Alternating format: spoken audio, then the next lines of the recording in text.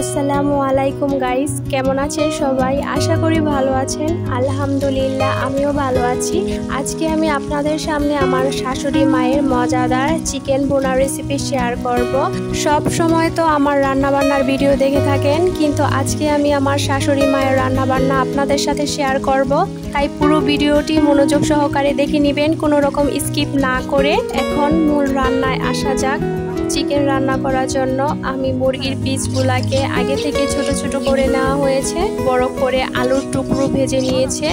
তারপর গরম তেলে পেঁয়াজ মরিচ ভেজে নেওয়া হচ্ছে। পেঁয়াজগুলো যখন একটু বাদামি কালার হয়ে যাবে তখন পরিমাণ মতন ঝোল দিয়ে দিতে হবে। তারপর অনবরত নাড়তে হবে যাতে পুড়ে না যায়। তারপর আদা রসুন পেস্ট 2 টেবিল চামচ দিয়ে দিতে হবে এখানে।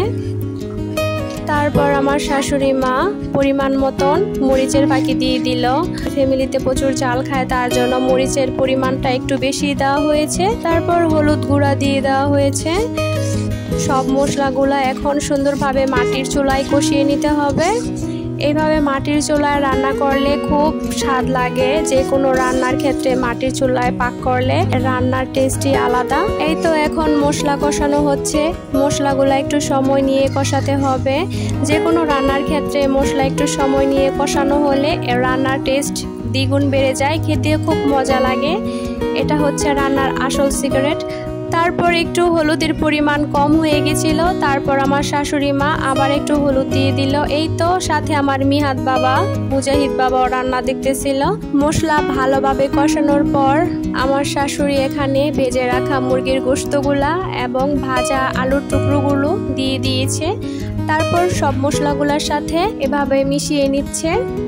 এখন অনবরত নাড়তে হবে এবং মশলাগুলোর সাথে মাংসগুলোকে আবার ভালোভাবে কষিয়ে নিতে হবে। আপনারা কে কে মাটির চুলা রান্না খেতে পছন্দ করেন সবাই একটু কমেন্ট করে জানাবেন। আমার তো খুব পছন্দ মাটির চুলায় রান্না খেতে। এই তো আমার ননদ রান্নার কাজে সাহায্য করতেছে, ও নাড়াচাড়া দিতেছে যাতে লেগে না যায়। পাশের চুলায় ভাত বসিয়ে দেওয়া হচ্ছে। এই তো আমার ননদের হাতের রান্নাও কিন্তু খুব মজা। আরেকদিন নেক্সট টাইম আমার ননদের হাতের রান্নার রেসিপি আপনাদের সাথে শেয়ার করব। তারপর পরিমাণ মতন ঝোল দিয়ে দেওয়া হয়েছে। মাশাআল্লাহ, গোস্তের কালারটা খুব সুন্দর হয়েছে। মূলত আমরা কি জাল খেতে খুব পছন্দ করি, তার জন্য জালের পরিমাণটা খুব বেশি বাড়িয়ে দেওয়া হয়েছে, তার জন্য গোস্তের কালারটা লাল হয়েছে। এই তো তারপর এসে পড়লাম আমি ঢেঁড়স ভাজি করার জন্য আমার বাবাদের জন্য। ওরা মূলত এত ঝাল খেতে পারবে না, তার জন্য ওদের জন্য ঢেঁড়স ভাজি করলাম।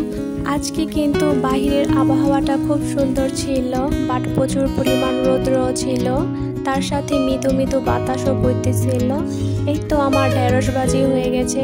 এই তো ঢেঁড়স ভাজিগুলো আমি একটা প্লেটে তুলে নিচ্ছি।